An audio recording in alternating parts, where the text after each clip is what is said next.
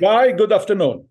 Thank you Good for afternoon. joining JNF USA and myself today to talk about the new movie Golda, the fourth Prime Minister of Israel. In just a month and a half, Israel will be commemorating 50 years of the 97th Yom Kippur War. You've previously said that you were just 4.5 months old when your mother ran into a bomb shelter with you during the Yom Kippur War. Can you share if parts of the movie were inspired by previous conversation you had with your parents about the war? Well, the movie, first of all, thank you for having me. I think the movie, I didn't write the script for this movie. I was kind of a director for hire in a way. When I joined this movie, the script was a massive war movie. Golda was a small part of it. And I think that when we kind of the pandemic happened, we kind of lost our budget, and it became a smaller movie. And that's where we had to bring the war into the room rather than go out to portray the room. And it also became suddenly kind of a portrait of a woman in her last days, and a sick woman, an older woman in the war. So we got under Golda's skin, and we focused more on her story from her point of view on those 10 days of the war. Yes, I grew up on war stories. Yes, I grew up on Golda, but Golda was only a poster, a stamp, a Yeah. statue.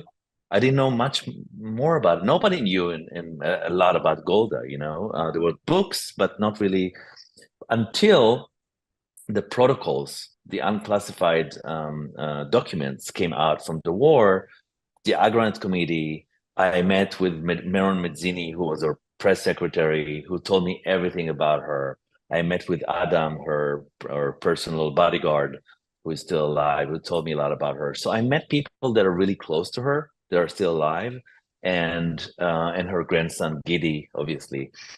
So that's where I really got a sense of who she was, and that's where I contributed myself into this movie and the script. I see. You know, according to the stories from the old days, long before you were born, they say that my grandfather, David Ben Gurión, once said about Golda Meir that she was the only man in his cabinet. However, when Golda was asked about his comment, she said, and I quote, "It was no compliment, as men cannot have children." You yourself, Guy, have said Golda Meir was the Margaret Thatcher of Israel. She was the Iron Lady. She was a tough, really smart, really savvy, and a woman with principle. Yet, you have made also the comment that she was the wrong woman in the wrong place at the wrong time. How do you reconcile these seemingly contradictory persons? I love this question, man. Cool. You know, we are all contradictories. We are all, you know, there's all sort of like stuff that are true about Golda. She was tough. She was smart. She had a lot of empathy to people, but she was a great stateswoman, and she didn't even want to be a prime minister. You know, they just the you know the story, the Labor Party, they were fighting between themselves and said, you know what, she's the one, she's gonna be the one. And she found herself in this situation. Now, yes, she was the wrong person because she was a great stateswoman, but not a great I guess army person. Yes, she was in the wrong time because it was the wrong, you know, like it's the worst war Israel ever had. Um, and I think she would have been better as a stateswoman, and she also claimed that, you know. But I do think she was the grown up in charge in this room. She didn't lose her shit while other people did, you know, Diane and all her commanders, they just lost their shit. And she was like, you know, the grown up in charge. She was the grandma, the grown up in charge. So I think she has a lot of values. Without her help with the states, with the shipment that we got from the States, we probably wouldn't exist today. So she has a lot of stuff that she did right. She had a lot of stuff that she did wrong. She was like a refusenik. She didn't believe anyone, And there's a famous story that she's like on her deathbed. She's watching the peace treaty with Egypt, Sadat and Begin, and she said, "Oh, they need to get an Oscar for that." So, she was not a believer, but she was a true Zionist and someone who believed, like Ben Gurion, in the judicial system, who believed about democracy, and she took responsibility and said, "You know what? That's on me." And that's why I miss leaders like Ben Gurion. I miss leaders like Shimon Peres and Rabin and these people who really were straight, honest, and took responsibility for the mistakes. Excellent. A very interesting insight to Golda. It's like my grandfather. It is reported that Golda never cared much about pomp and ceremony and material things. She lived very relatively simple life. In researching Golda's life, do you feel it is an accurate assessment? The simplicity, modesty? Yes, that's what makes her so, show me another scene in a movie of a leader that brings Kissinger to her kitchen, give him borscht, and start speaking about politics and about the war. It's a different mindset. The famous Golda kitchen. Exactly. And by the way, it's very smart because she softened him, right? She took this like guy who came from Russia, and now he got nothing there. He's like used to sit in rooms, and suddenly he's sitting in the kitchen eating a soup. How smart it is from her. So she was sneaky. She was sneaky and smart, and she did it. But yeah, humble, very, very humble, very straight person. Yeah, I love that about her. Tell me, what relevance do you think Golda's story holds for the next generation of Israeli and American Jews? Most of them were born many, many years after she passed away. So where do you think? I think that the relevant, I don't know about the American Jews. I know that there's so much relevant today because, I'm seeing this is the Yom Kippur of democracy, what we're experiencing now. And I went with my father to demonstrate in Israel like a few weeks ago. And I met a lot of veterans from Yom Kippur who had this T-shirt saying, "I'm fighting for democracy. It's the Yom Kippur again." So for me, it's the cycle, the full circle is coming back again to Israelis who are fighting for their country, but not because of the enemies from outside, from within. I see.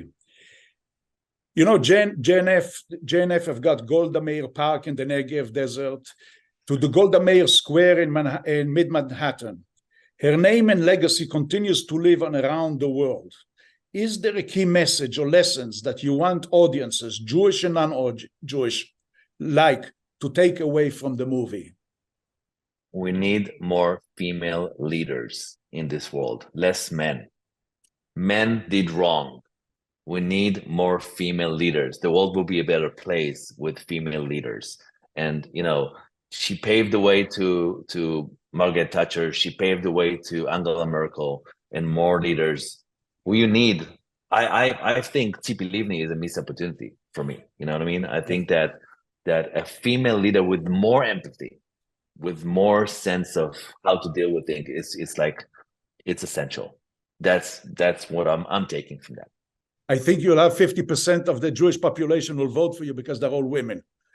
Now I'm coming to a very serious question that bothered me personally, and I want your opinion because I fought the Yom Kippur. I'm a casualty of Yom Kippur, so I know what it means. But in 1948, during the War of Independence, Ben Gurion wanted to go to America, but they needed money for weapons. The government of Ben Gurion said, "Mr. Ben Gurion, you cannot go because you can run the war." But Golda Meir came to him and says, "Ben Gurion, I cannot run a war, but I can raise money." She went to America. He thought that if he'll go, he'll raise $10 million. Golda raised $50 million. When she came back with the money, Ben Gurion said, I hope that the people of Israel will remember that she saved the state of Israel. That is 1948 Golda. Fast forward to 73. No matter, we all know the story of this disastrous Yom Kippur, and especially my generation who fought, died, wounded. She was at the helm. She's responsible. Where do you think, at the end of the day, the leaders are judged by history? You just made them. You just did a great movie. Where do you think Golda in the history is going to be positioned between what Ben Gurion said in 1948 and what I'll say the veterans of 73 will say? It's a very very, very big question. But we're coming from the same country and mentality, so we know the answer, right? Golda is both. Yeah, Golda is the woman who brought money to save our asses when we needed it, and you see it in the movie. You see the shipments in the air. You see you see how she maneuvers Kissinger, and she's also responsible for what happened because she's in the head of the state. She's the head of the state. Oh. She's the prime minister, so she is responsible. But look, she resigned. No, she took responsibility. Yes, absolutely. Show me a leader that is taking responsibility today. Trump, Bibi, who? Like, show me someone who says, you know what? It's on me. Yeah, it's on my ship. It's on my ship. She took responsibility and went home. Even Begin said, I cannot do it anymore because of Lebanon. He said, I'm done. These people who are the people that I miss, that say it's on me. So yes, she's responsible. Yes, she's and you can say responsible, but she relied on her commanders or her dysfunctional commanders, but she resigned. Yeah. And that's why for me, Golda is a tragic story, because she was so valuable of what she did to Israel. And she ended up in a very bitter accord.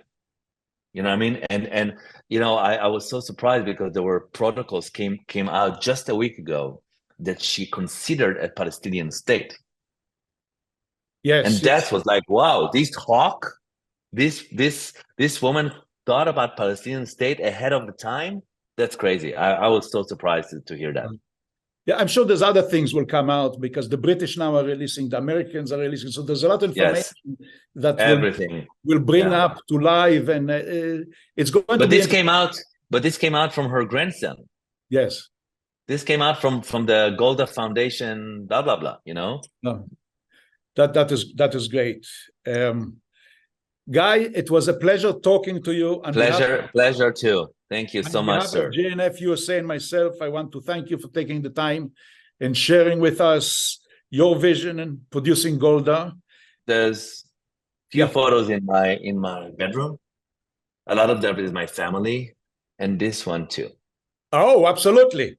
I did. Yeah, that's the way to put it. I gave a speech. This is who I miss. Yes, I miss him. I miss him too. If you look behind me, you'll see the picture of Saba with Saba with it's amazing. Yeah, and you know what? He was over 70 years old when he did it. My God, look, ahead of his time.